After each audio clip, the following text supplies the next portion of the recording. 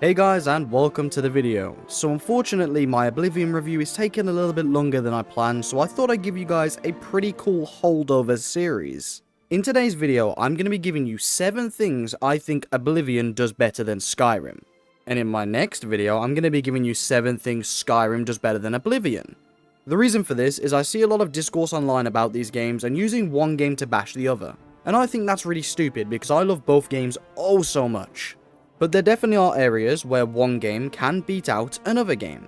I do, however, want to make it very clear that I'm not here to bash either game. I love them both so much. I simply want to put them head to head for a little friendly competition where we can celebrate both games' amazing attributes. Before we get into the video though, if you do like Elder Scrolls content, I'm making a ton of it at the moment, and I'm having a blast with it, so I'll be doing a ton more, and if you'd like to subscribe and stick around for that, I'd appreciate you. Let's get into the video. So the first thing that comes to mind for me when I think about the things Oblivion does better than Skyrim has to be the enemy types. Now don't get me wrong, Skyrim's got a plethora of amazing enemies you can go and battle, but man, when playing the Oblivion Remaster, I have to say, I have noticed so many weird and wonderful enemies. Now truthfully, I'm not a fan of all of them. I think stuff like zombie is pretty damn lame. Mainly just due to the fact I don't think it's very unique or special, it's just a very generic enemy. But aside from a few enemies like that, the variety you actually have in Oblivion is insane. From weird half-spider, half-human creatures to trolls, from mountain lions to different types of bears to different weird flying creatures, and everything that an Oblivion gate has to hold. There is a plethora of amazing enemies you can be fighting in Oblivion. Now in Skyrim, I do feel that a lot of the time when heading into a dungeon, I know what to expect. And 9 times out of 10, that's Draugr. Don't get me wrong, Skyrim definitely has some of my favourite enemies in the entire series. I still think a dragon priest is one of the coolest things to see come alive. And stuff like giants are absolutely awesome too. But I also just think Oblivion has a bit more variety overall, different types of enemies and different dynamics when fighting them. And yeah, I think if I had to give any sort of enemy points to either game, I'd probably give it to Oblivion. Now my next point might be a tad bit controversial, but I do want to explain myself. I think the housing system Oblivion has is better.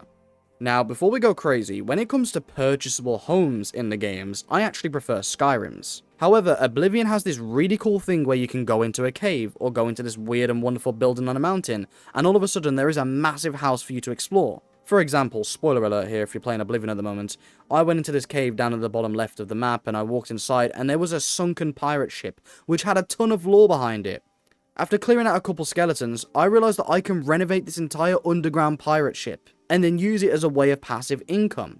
Now, there is nothing even close in Skyrim to that, and that's one thing I do want to really credit Oblivion for. The ways you can kind of earn passive income is honestly just better. I really like that. And the way they kind of incorporate houses and bases into that is awesome too. It means that I do actually get rewarded for renovating this pirate ship, because although I've put money in, I'm going to be getting money out from the people working for me. It's kind of like owning your own businesses, which is awesome, which is something I want to see in more Elder Scrolls games, and Skyrim sadly lacks that. So for me, I'm definitely giving housing systems to Oblivion. Now the next one might also be controversial, as I've got a lot of hot takes regarding this sort of subject. I believe that the factions in Oblivion are probably better than Skyrim's. I say this because you got stuff like the Fighters Guild, the Arena, which yes, I know it's not really a faction, but I'm going to kind of throw it into it because it kind of is. You know, you have a ton of friends down there, you can talk to them, get tips off them, it's basically a faction, come on. Of course, you got the Dark Brotherhood, the Thieves Guild. Basically, there is a ton of amazing factions in Oblivion, all with really decent stories. Now, I have to say, I do probably prefer Skyrim's stories for the Dark Brotherhood and the Thieves Guild personally. I know that's probably a pretty steamy take right there, but honestly I just enjoyed that story a bit more. But I do however think the quest variety for the factions is much better in Oblivion. The way you kind of stage some of the assassinations in Oblivion is just awesome, and I don't think you get that in the Dark Brotherhood questline in Skyrim, and I definitely just think the depth of the quests for the factions is much better in Oblivion. So for me, I've definitely got to give the factions to Oblivion. Now my next one I don't believe will be too disagreed upon. I prefer the traversal systems in Oblivion to Skyrim. When playing Oblivion now, I love bouncing around the place, jumping ridiculously high. I love running at supersonic speeds because I've leveled up those attributes on my character. It's just how I like to play. Traversal's important to me, and I like speeding across the map. It doesn't feel so slow paced. And I do notice a noticeable decline in speed and movement when you go to Skyrim. It actually feels quite limited. Now, of course, it's no major issue, there's no actual problem with that, but I definitely just prefer what Oblivion has going for it for its movement systems. I also like that the game passively rewards you for using those systems, stuff like sprinting, stuff like jumping. If you like jumping across the map more than sprinting like I do, you can level up your jumping stat and get better at it. Whereas in Skyrim, stuff like Traversal just isn't focused on. You're either walking at kinda slow speeds, running at kinda slow speeds, jumping at minimal height, or on a horse. And it's not that it's a bad thing, it's just that, for me, with Skyrim feeling so much larger than Oblivion's map, I would want to be in that game moving a bit faster. If anything, I'd prefer to be moving slower in Oblivion than Skyrim considering the map sizes, but for me, I definitely think Oblivion takes it when it comes to Traversal.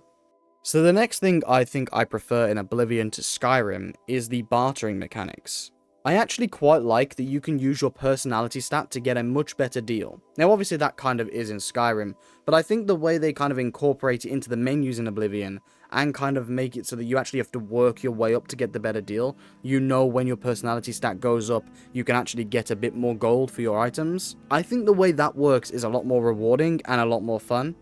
I also love how in Oblivion, every character has their own thoughts of you and opinions on you, and that can impact stuff like bartering and persuasion attempts. I'll admit, I'm not a big fan of the minigame they have in Oblivion, I just don't like it. I am, however, a big fan of the system overall and appreciate how an NPC can have a certain disposition towards you compared to another one. It does keep the game feeling nice and fresh. This one's one of the weirder ones I'm going to throw into this video, but I like that killing certain enemies in the game actually give you pretty big rewards. In Skyrim, I feel like every item you get as a reward is either useful to you or completely pointless. Which is to say that if you can't wear the item or use it as a weapon, you might as well just throw it away. Majorly due to the fact that they're never really worth enough gold, whereas in Oblivion, even when killing normal enemies I'm like, oh wow, this staff's worth 800 gold, I'm gonna pick that up.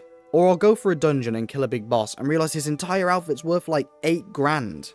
And I'm like, wow, even if I don't want to use these items, I can actually still get a reward from this. Now in Skyrim, I never feel like the items you get are actually worth anywhere near enough money for it to be worth the dungeon crawl. That's not to say that I don't enjoy the dungeon crawl of Skyrim, it's a great game to explore in and I do it for the fun of it, but I feel like the reward for completing dungeons typically feels a lot better in Oblivion. And my final point here, the one that may upset some people, but hopefully not, I think I prefer the main story of Oblivion to Skyrim's main story. Now, don't get me wrong, I absolutely love Skyrim's main quest. It's interesting, it has so many great moments, and the ending, oh my god, it's fun. However, when I completed the Oblivion ending in the remaster, I have to say, there is genuinely no moment like that ending. Spoiler alert to anyone who's currently playing through the Oblivion Remaster who hasn't seen the ending, but when I watched that ending actually take place and unfold in front of my eyes, I was in shock. I genuinely couldn't believe my eyes. I was like, this is one of the coolest things that has ever happened in an Elder Scrolls game.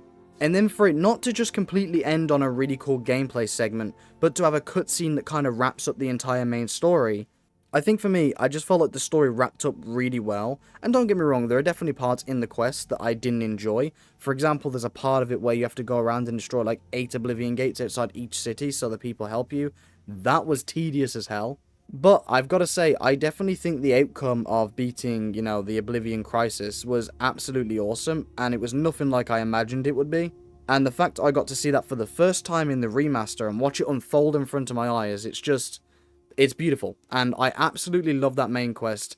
And it was the moment in the game when I beat that main quest, I really understood why there was so much love for Oblivion, as I was someone who couldn't really get into the original game for whatever reasons. Watching it unfold in front of my eyes, in that moment I was like, okay, I get it now. I can see why people love this game. And I dare say it was the moment I fell in love with the game too. So, what do you think of my picks? Do you hate me now? Have you heard my opinion and want to punch me in the face? If so, let me know in the comments section. I get it a lot. On a more serious note, thank you so much for watching the video. Let me know if you agree, let me know if you disagree, and just remember, keep it civil, keep it friendly. These are just 2 video games, 2 exceptionally fun video games. But we don't need to get all hostile over it, we can all have our split opinions and things we can disagree on. In my next video, I'll be giving you 7 things Skyrim does better than Oblivion, in my opinion, and I look forward to making it as I've got a lot of things that I really missed from Skyrim when playing Oblivion. But yeah, thank you guys so much for watching, I hope you enjoyed, and I do look forward to seeing you in the next one, guys. Take care.